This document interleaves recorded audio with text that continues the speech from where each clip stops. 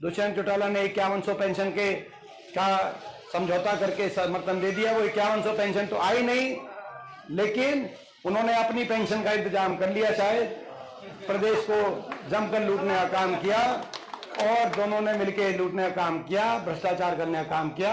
और आज पिछली बार तो थोड़े से बच गए थे, लेकिन अब बीजेपी को समझ में आ गया कि नाराजगी ज्यादा बढ़ गई पूरे प्रदेश में। तो आखिर में क्या किया बीजेपी ने?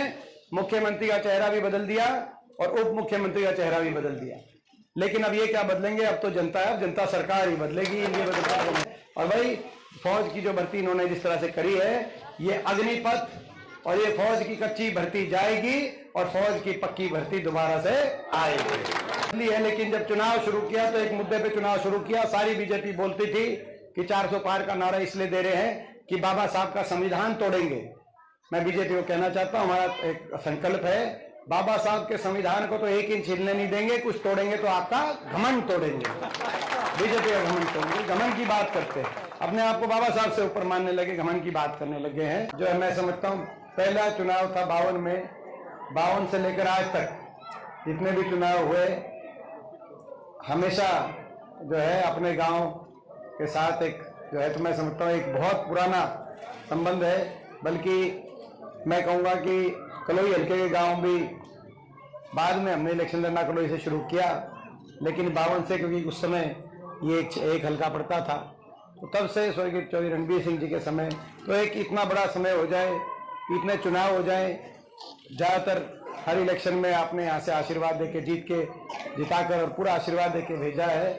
मैं अपने गांव का बहुत धन्यवाद करता हूँ और मैं ये कह सकता हूँ कि इतना अपने गांव ने आशीर्वाद दिया छत्तीस बिरादरी ने पिछले इतने वर्षों से कि जीवन के अंतिम सांस तक भी भाई समर गोपालपुर गांव का कोई भी अगर मेरे पास छत्तीस बिरादरी का कोई आ जाए, किसी को मना नहीं कर सकते हम आजीवन के अंतिम सांस।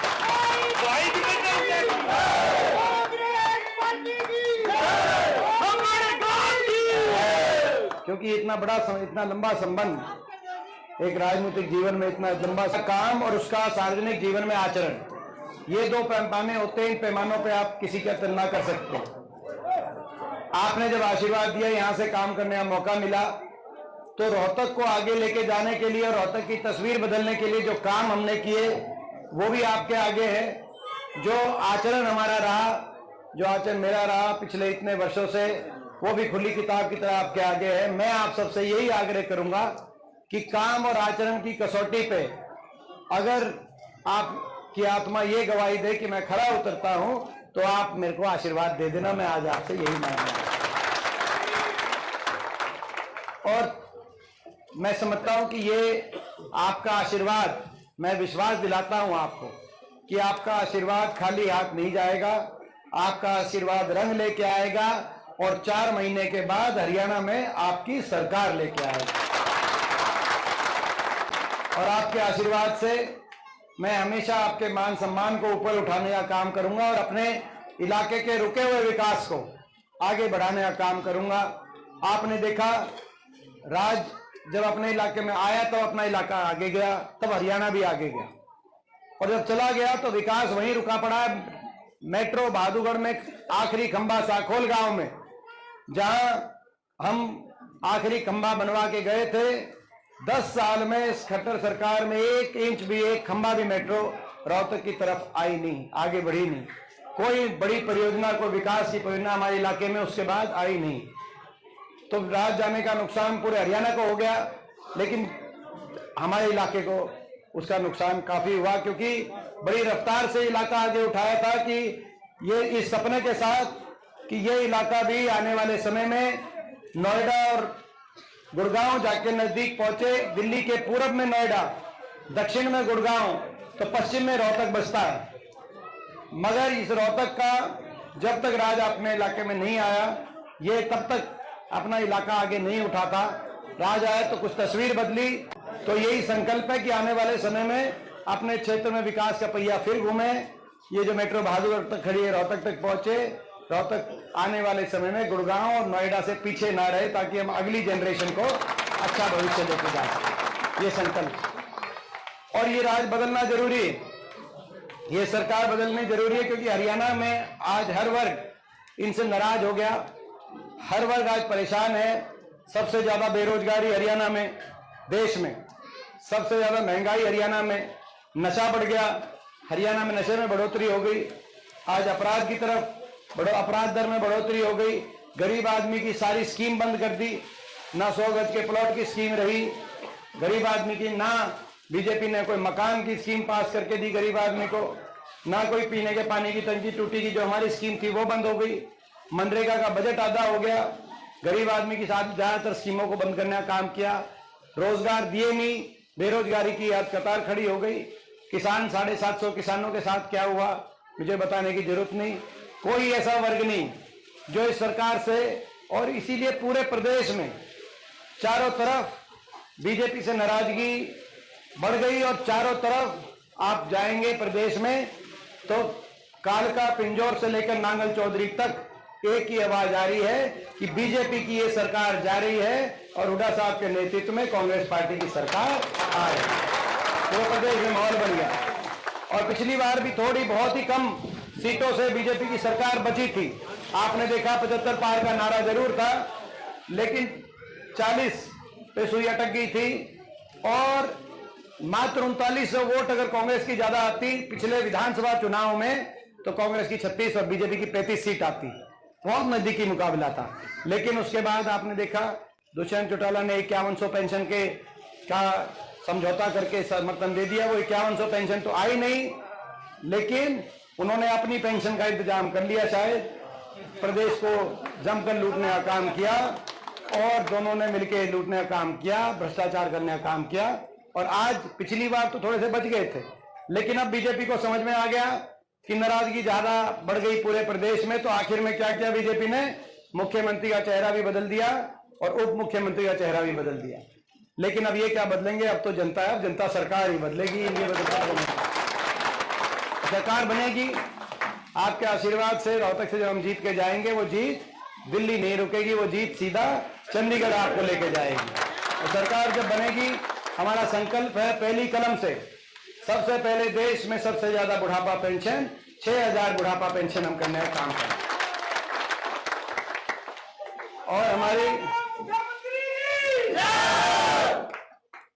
और हमारा ताई जी खुचौड़ी है, ताई जी 6000 आपकी है, ताऊ जी की 6000 न्यारी है हमारे। तो भाई अपना उसके साथ हमारे जो है, मैं समझता हूं कि दूसरा हम महंगाई ने आज हर घर का बजट बिगाड़ दिया। महंगाई से राहत देने के लिए 300 यूनिट बिजली के हम फ्री करने का काम करेंगे। और हमारे इसके साथ जो हमारे महंगाई की एक और जो है, गैस का सिलेंडर इतना महंगा हो गया, तो 500 रुपए में हर माता बहन को गैस का सिलेंडर हम दिलवाने का काम करेंगे। और इसके साथ हमारे किसान को एमएसपी की गारंटी दिलवाने का काम करेंगे। कर्मचारी को ओल्ड पेंशन स्कीम दिलवाने का काम करेंगे। एससी वर्ग के हमारे परिवारों को, बीसीए के हमारे परिवारों को और गरीब परिवारों के लिए 100 गज की प्लॉट की स्कीम, और इंदिरा आवास योजना में 3.5 लाख की आर्थिक सहायता से 2 कमरे का सरकारी मकान बनवाने की स्कीम लेके आने का काम करेंगे। इसके साथ साथ 2 लाख पक्की नौकरी, सरकारी नौकरी, ये कौशल निगम की तरह कच्ची नहीं, बिना पेंशन बिना रिजर्वेशन वाली जो कच्ची नौकरी, पक्की सरकारी नौकरी जो इन्होंने पद समाप्त कर दिए। 2 लाख पदों को हम अपना तुरंत अपनी पक्की सरकारी नौकरी समयबद्ध और पारदर्शी भर्ती निकलवाने का काम करेंगे, ताकि नौजवान साथियों को अपने भविष्य का रोजगार का अवसर मिले। इसके साथ साथ जो ये कहते हैं बार बार, बीजेपी का जो इतना घमंड बढ़ गया है कि कहते हैं कि, और अब इन्होंने भाषा थोड़ी बदली है, लेकिन जब चुनाव शुरू किया तो एक मुद्दे पे चुनाव शुरू किया, सारी बीजेपी बोलती थी कि 400 पार का नारा इसलिए दे रहे हैं कि बाबा साहब का संविधान तोड़ेंगे। मैं बीजेपी को कहना चाहता हूं, हमारा एक संकल्प है, बाबा साहब के संविधान को तो 1 इंच हिलने नहीं देंगे, कुछ तोड़ेंगे तो आपका घमंड तोड़ेंगे। बीजेपी का घमंड तोड़ेंगे। घमंड की बात करते हैं, अपने आप को बाबा साहब से ऊपर मानने लगे, घमंड की बात करने लगे हैं। और भाई फौज की जो भर्ती इन्होंने जिस तरह से करी है, ये अग्निपथ, और ये फौज की कच्ची भर्ती जाएगी और फौज की पक्की भर्ती दोबारा से आएगी। ये हमारे संकल्प है, और इस संकल्पों में हम अपने इलाके को आगे लेके जाएं। इनके नारे खुद के लिए हैं, हमारे नारे जनता के लिए हैं। ये खुद के नारे देते हैं, जैसे 75 पार का दिया था पिछली बार, उससे लोगों का कुछ लेना देना नहीं होता, और 400 पार का दे दिया, उससे लोगों का नहीं। तो कितने ये कहीं सरकार बनेगी तो लोगों के लिए क्या करेंगे, खुद के लिए कहते हैं, लेकिन हम कहते हैं लोगों के लिए। ये कह रहे हैं 400 पार, और हम कह रहे हैं मेट्रो जाएगी रोहतक पार। तो ये हमारा नारा है। ये कह रहे हैं 400 पार, हम कह रहे हैं बड़े बुजुर्गों की पेंशन 6000। तो ये हमारे, तो ये मैं समझता हूं कि आप सबका आशीर्वाद, सामड़ गांव, जैसे मैंने कहा, ये समर गोपाल पुल का ऐतिहासिक, ये धरी, ये एक ऐतिहासिक गांव, इनमें हमेशा गांव ने 3 पीढ़ियों तक आपका आशीर्वाद, और तीनों पीढ़ियों को आपने गांव से जिता के, जब ये कोई छोटी मेरे लिए बात नहीं है, तो मैंने आपको जो पहली बात की कि गांव का एहसान जीवन के अंतिम सांस तक, गांव का कभी भी कोई जो है, मैं समझता हूं कोई भी कहीं भी जो है, मैं समझिए जो पुराना क्लानौर का हल्का, इन गांवों से 3 पीढ़ी का हमारा ऐसा संबंध, रिश्ता है। कभी भी कोई आप मेरी जिम्मेदारी लगाओगे भाई, सामड़ गांव के किसी के काम के लिए मैं अपनी जान ना दूंगा।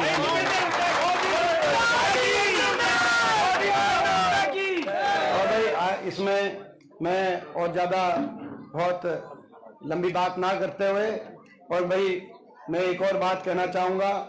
पिछले महीने की 18 तारीख को बड़ा मैं आज उस बात के लिए जो है ईश्वर से प्रार्थना भी करता हूं कि भाई दिवंगत आत्मा को भगवान शांति दे, क्योंकि एक अपना जो प्रोग्राम था, वो जोगी समाज ने प्रोग्राम लिया था, उसमें मेरा वो सुबह सुबह मेरे पास फोन आया कि जी आज का प्रोग्राम टल गया, जो है गांव में उस दिन मेरा आने का प्रोग्राम था गांव में।